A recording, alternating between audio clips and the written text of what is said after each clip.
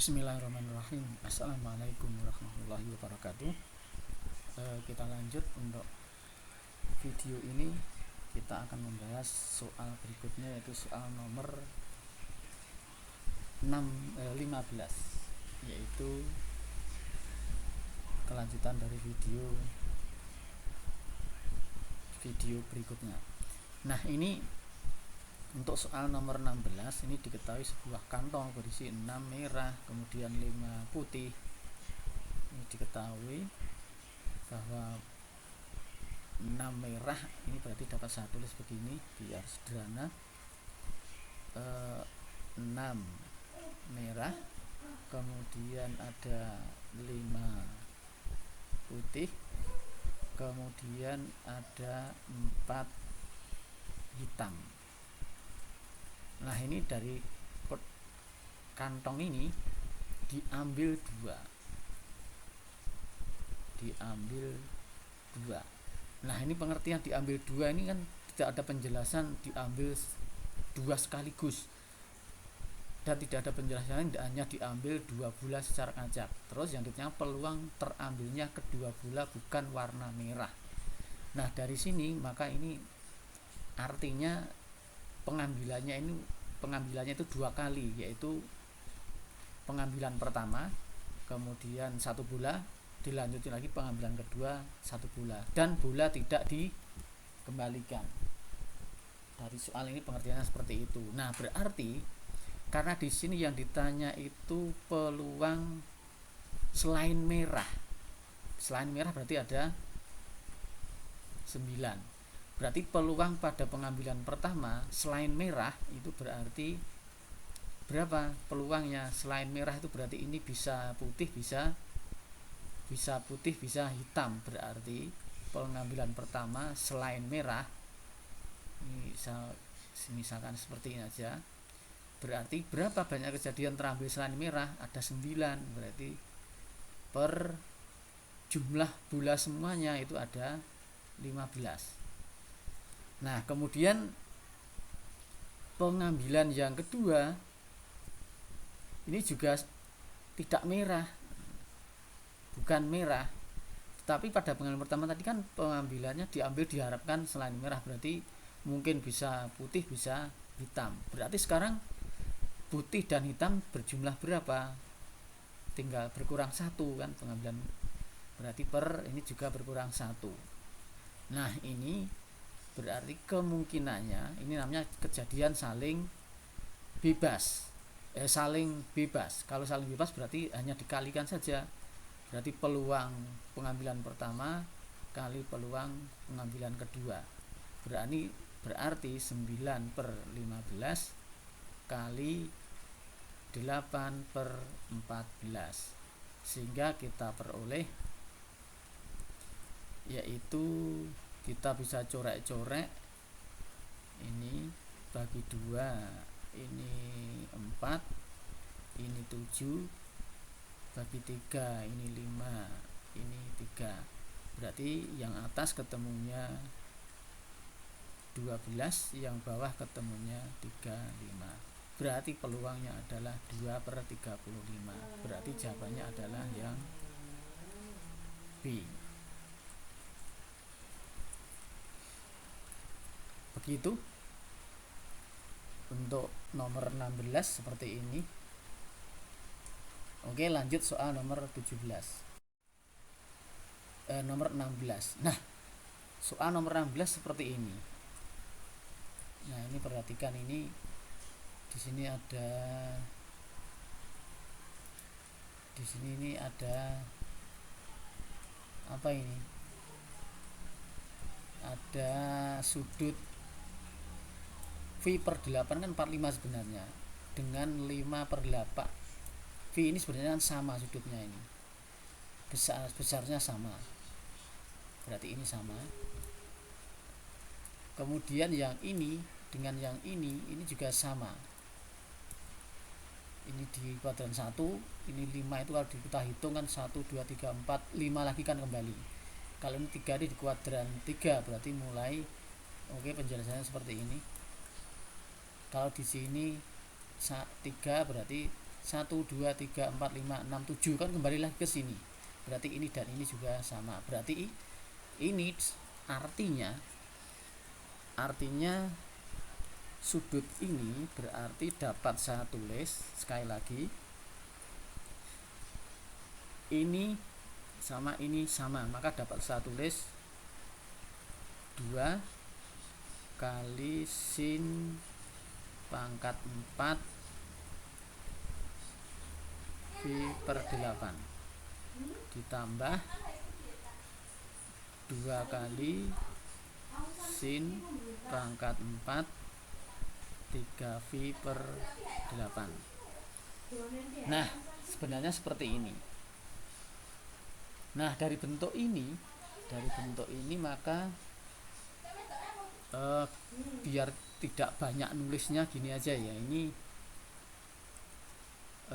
sin V per 8 ini saya misalkan A gitu aja. Kemudian yang sin 3V per 8 ini saya misalkan B. Berarti bentuk soal ini kan dapat saya tulis 2 kali A pangkat 4 ditambah B pangkat 4. Nah, dari bentuk ini A pangkat 4 B pangkat 4 ini dapat saya tulis A kuadrat pangkat 2 tambah B kuadrat pangkat 2. Nah, begitu. Berarti sekarang A kuadrat, nah bentuk kuadrat ini sebenarnya kan dapat kita uraikan lagi bentuknya. Berarti menjadi A kuadrat B kuadrat saya kuadratkan min 2 kali A kuadrat B kuadrat. Nah, ini bentuknya seperti ini. Mengubah bentuk A kuadrat secara umum, A kuadrat tambah B kuadrat itu dapat diuraikan menjadi A plus B dikuadratkan min 2AB. Tapi di sini yang bentuk kuadratnya itu A kuadrat gitu. Nah, kalau sudah seperti ini maka dapat kita uraikan ini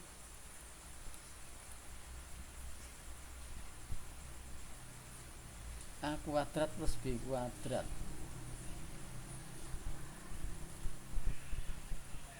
dikuadratkan. Nah, berarti ini A kuadrat plus B kuadrat dikuadratkan. Berarti dapat saya tulis untuk sederhananya, maaf ini masih gagap, A kuadrat plus B kuadrat min 2A kuadrat B kuadrat. Ini berarti dapat saya tulis 2 kali A kuadrat itu tadi jadinya apa? Sin kuadrat V per 8 ditambah sin kuadrat 3V per 8 dikuadratkan min 4 kali sin kuadrat V per 8 kali sin kuadrat 3V per 8. Nah, ini kuadrat sin kuadrat ini dapat kita ubah menjadi bentuk, bisa dianggap ada rumus bentuk begini.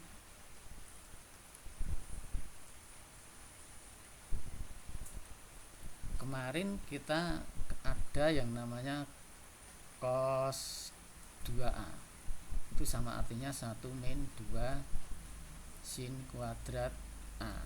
Nah, berarti 2 sin kuadrat A itu sama dengan 1 min cos 2A. Nah, berarti ini A nya dalam hal ini kita anggap V per 8. Berarti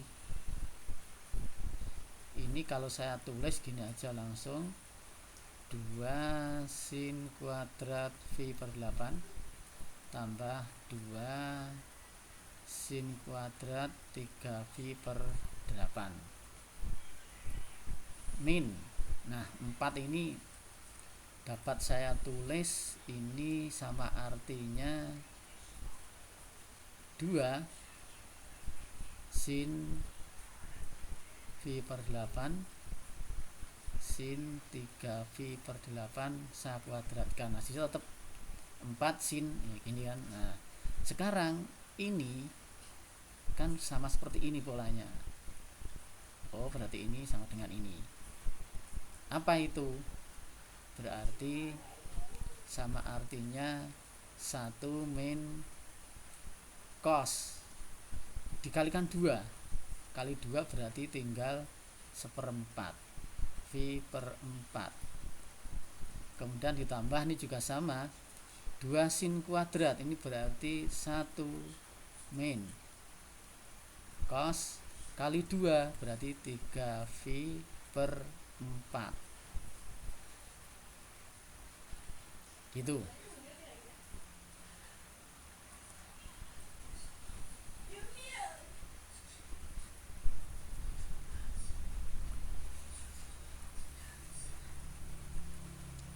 Nah terus ini apa ini? 2 sin V per 2 sin apa ini? V per 8 kali sin 3V per 8. Ingat rumus 2 sin ada 2 sin cos, ada 2 cosin, perkalian diubah menjadi ke penjumlahan. Oke berarti ini kita cari nanti aja, berarti kita selesaikan ini. Ingat V per 2 ini terletak di kuadran 1, ini kan kuadran 1, cos V per 4. Kita cari aja dulu ini bahwa 1 min cos V per 4 ditambah 1 min, lah ini cos 3V per 8. Ingat ini 3V per 8 itu sama artinya terletak di kuadran 3 tuh ini. 45 kali 3 berarti 135, terletak di kuadran 2. Kuadran 2 itu berarti nilainya kan min ini. Nah ini kan min. Min sama artinya min 45 tapi di kuadran 3 berarti min. Oh berarti ini berubah menjadi cos, ini kan nilainya min gitu. Oh berarti menjadi 2 min cos V per 4, ini min, karena ini min jadinya plus cos V per 4. Oh berarti ini habis. Oh tinggal 2 terus dikurangi. Nah dikurangi ini ketemunya berapa kan itu. Oke berarti ini ketemunya berapa, ini kita cari dulu. Nah kita cari 2 sin. Sekali lagi kita seharusnya rumus bakunya adalah 2 sin. Kalau rumus bakunya adalah 2 sin, maka ini akan berbentuk menjadi cos A tambah B min cos A kurangi B. Dalam hal ini A nya siapa? V per 8, B nya siapa? 3V per 8. Berarti bentuk ini dapat kita hitung menjadi, seharusnya ada min ini kan, seharusnya min, berarti ini kan dapat saya tulis saja begini jadinya. Ingat karena bentuknya kuadrat, ini berarti saya tulis min 2 sin V per 8 sin 3V per 8 saya kuadratkan, kan hasilnya tetap sama 4 kan ini. Nah berarti tetap dalam lingkaran ini tuh tetap seperti ini kan tuh pola rumus bakunya ini, tapi ini kan di sini kan tidak ada minnya ini. Nah berarti ini akan berubah rumusnya menjadi cos jumlah, berarti V per 8 ditambah 3V per 8 dikurangi cos V per 8 dikurangi, nah berarti ini jadinya cos 4 bagi 8 berarti setengah V dikurangi ini jadinya cos min 2 berarti 1/4 V.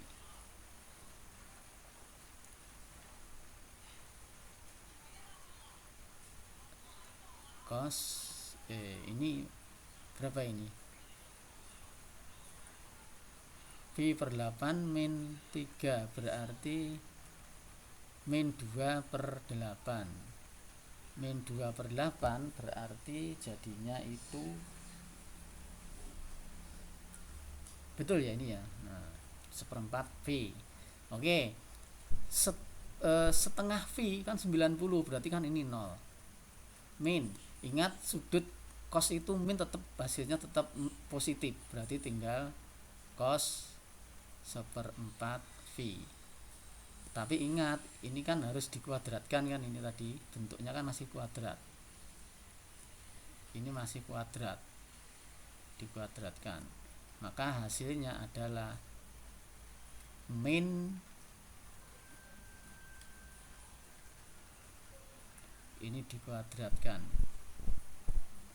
hasilnya adalah min 1/4 V itu 45 cosnya berarti setengah akar 2 dikuadratkan, berarti hasilnya adalah akar 2 dikuadratkan 2 dikuadratkan 4, berarti hasilnya adalah setengah, berarti hasil akhirnya berarti 2 min setengah, berarti ini hasilnya setengah, maka hasil akhirnya 2 dikurangi setengah berarti 3/2, maka jawabannya adalah yang B.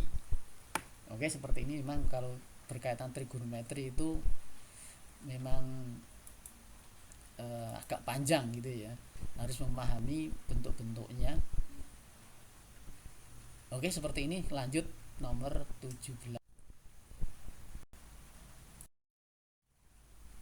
Nah, sekarang nomor 17 seperti ini. Ini ada pertidaksamaan dalam bentuk seperti ini 6 ini pertidaksamaan pecahan. Maka kalau ketemu pertidaksamaan pecahan tidak boleh mengalihkan sekawan, harus disamakan penyebutnya. Nah, ternyata ini punya penyelesaian antara PQ gitu ya. PQ berarti yang ditanyakan P per Q. Nah, gitu. Oh, berarti hasilnya gimana ini? Oke, harus kita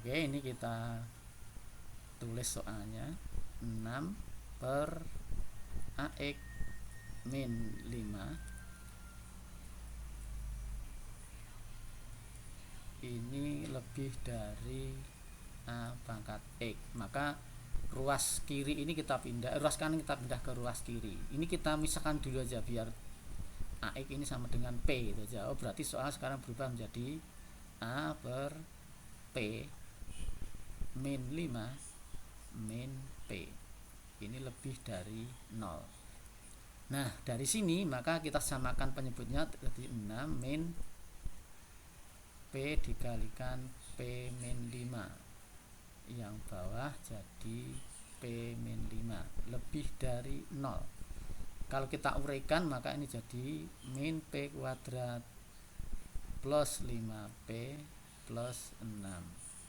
per P min 5. Nah, berarti kita punya pertidaksamaan pecahan seperti ini. Nah, pertidaksamaan pecahan ini kalau kita lihat soalnya nanti himpunan penyelesaiannya adalah yang daerah positif. Daerah positif. Nah, berarti untuk karena ini pecahan, maka kita cari X penyebab nolnya, dalam hal ini P penyebab nolnya pada pembilang dan penyebut kita cari sendiri-sendiri. Oke, ini pada pembilang. Pada pembilang. Pembilangnya di sini min P kuadrat plus 5P plus 6 sama dengan 0. Maka di sini biar mudah memfaktorkan, saya kalikan min 1.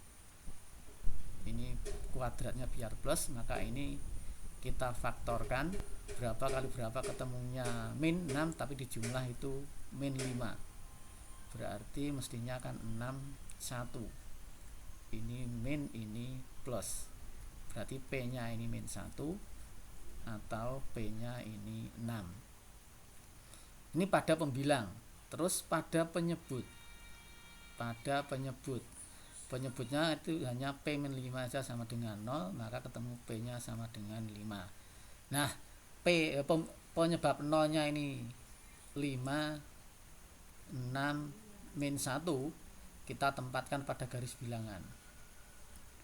Paling kiri min 1, kemudian di sini 5, di sini 6. Ini terbuka, semuanya terbuka semuanya. Nah, sekarang kalau sudah ketemu seperti ini daerah terbagi menjadi beberapa daerah 1, 2, 3, 4. Nah, yang menentukan daerah plus minnya di mana? Lihat soalnya. Ini koefisien pangkat tertingginya yang atas ini min. Nah, ini ingat min. Yang bawah ini plus. Oh, berarti min dibagi plus hasilnya adalah min. Maka paling kanan ini pasti min. Ini plus, pindah min, pindah plus. HP yang diminta yang plus. Oh, berarti adalah yang ini atau antara ini. Berarti dapat saya tulis P kurang dari min 1 atau P antara 5, 6. Oh, ini P, ini bukan P yang ini ya. Tadi penyesalan seharusnya bukan P, ini T atau Y gitu ya. Oke, enggak apa-apa. Terus ini berarti P itu tadi siapa? A pangkat X. Kita kembalikan ke X. Nah, A pangkat X lebih kurang dari min 1 ini jelas tidak mungkin, karena pangkat aslinya min, tidak mungkin. Berarti tinggal ini aja. Berarti kita mempunyai penyelesaian di sini 5 antara 5, 6. Di mana P-nya itu A pangkat X, ini 6, ini 5. Lah, kalau ketemu pada yang dimintakan X, biar ini turun, maka ini semua saya log garismakan gitu aja. Log 5, log A pangkat X, log 6. Nah, di sini X-nya pangkat ini bisa turun ke bawah, akhirnya jadi X log A, log 6, log 5. Nah, di sini supaya hanya X saja, maka ini bilangan pokoknya saya ganti A semua. Bilangan pokoknya saya pakai A. Oh, berarti ini tinggal ketemunya 1. A log A1. Oh, berarti tinggal A log 5 kurang dari X kurang dari A log 6. Lah, inilah penyelesaiannya. Padahal yang diminta ini berarti dianggap P, ini dianggap Q. Padahal yang diminta adalah P per Q. Berarti A log 5 dibagi A log 6. Ingat, ini sama, berarti ini dapat saya tulis sebenarnya ini adalah hanya 6 log 5. Begitu. Ini atau diuraikan A log 5.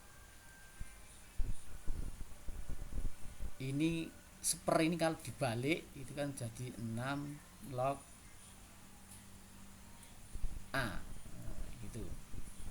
Seper.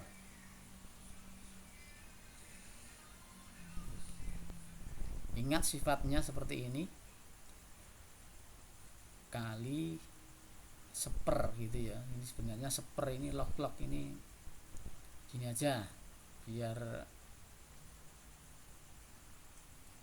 saya hapus dulu, mengingatkan saja.